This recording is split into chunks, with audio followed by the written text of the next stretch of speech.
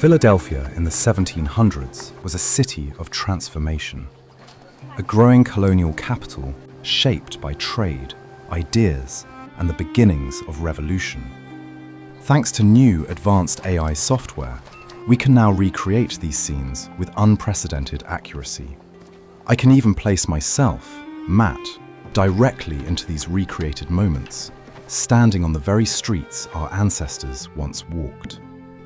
By analysing actual 18th century maps, engravings, and paintings, we're able to show how Philadelphia is likely to have looked. The buildings, streets, people, and atmosphere of the time, allowing us to step back nearly 300 years and experience the city as early Philadelphians once did. This is Market Street in 18th century Philadelphia, one of the city's most important civic corridors.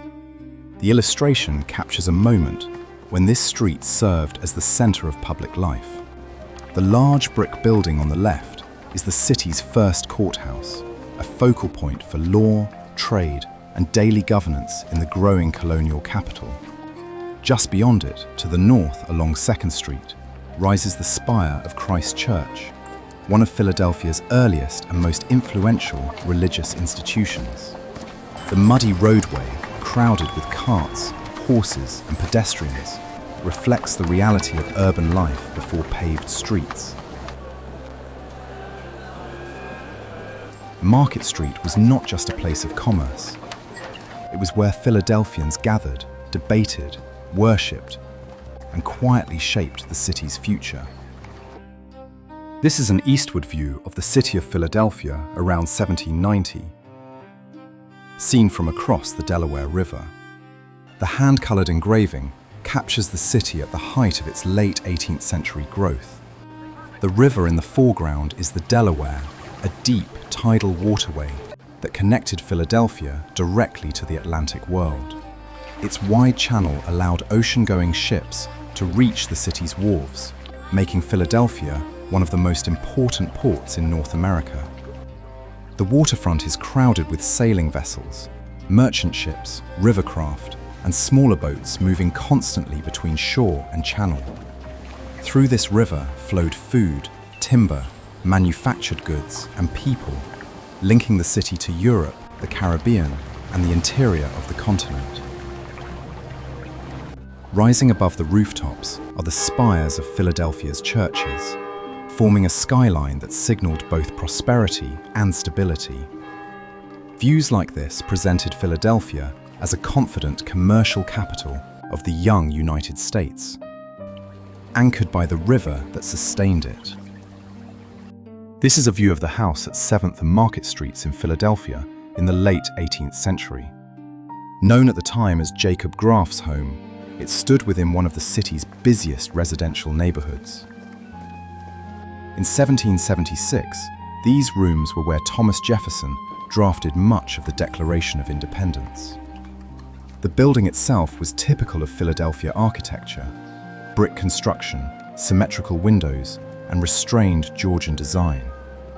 Scenes like this remind us that some of the most consequential ideas in American history emerged not from grand halls, but from ordinary city houses, set along muddy streets filled with everyday life.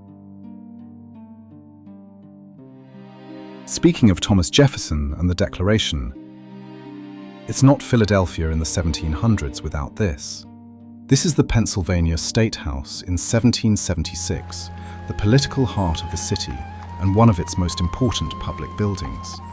Completed decades earlier, the State House served as the meeting place for colonial assemblies and congresses.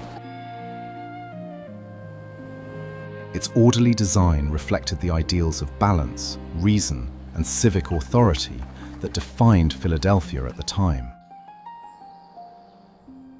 Inside these walls, delegates from the colonies gathered during the summer of 1776. It was here that the Declaration of Independence was debated, approved, and signed, marking a decisive break from British rule. Scenes like this place Philadelphia at the center of events that would reshape the Atlantic world, turning a colonial city into the birthplace of a new nation.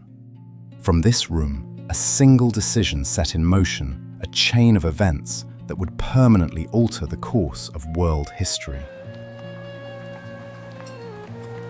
11 years after independence, Philadelphia again became the setting for a defining moment in American history. In 1787, delegates from the states gathered here to determine how the new nation would be governed. George Washington presided over the Constitutional Convention, chosen for his authority and restraint. Though he spoke infrequently, his presence helped impose order on a room shaped by disagreement and competing interests. Meeting behind closed doors in the Pennsylvania State House, the delegates debated representation, federal power, and the balance between states and a central government, laying the foundations of a political system that would endure beyond the Revolutionary generation. This is the Philadelphia Almshouse in the late 18th century. Relocated in 1767 to a newly built complex on the edge of the city. Known at the time as the House of Employment, it reflected Philadelphia's approach to poverty, labor, and public responsibility. The almshouse housed the poor, the sick, the elderly, and those unable to support themselves, combining care with compulsory work. Life inside the almshouse was strictly ordered. Days were structured around work, meals, and supervision, with little privacy and few comforts. This is Front and Market Street in 18th century Philadelphia, home to the London Coffee House. More than a place to drink coffee, it was one of the city's central gathering points for business, news, and politics. Merchants, ship captains, and citizens met here to exchange information, negotiate deals, and conduct public auctions.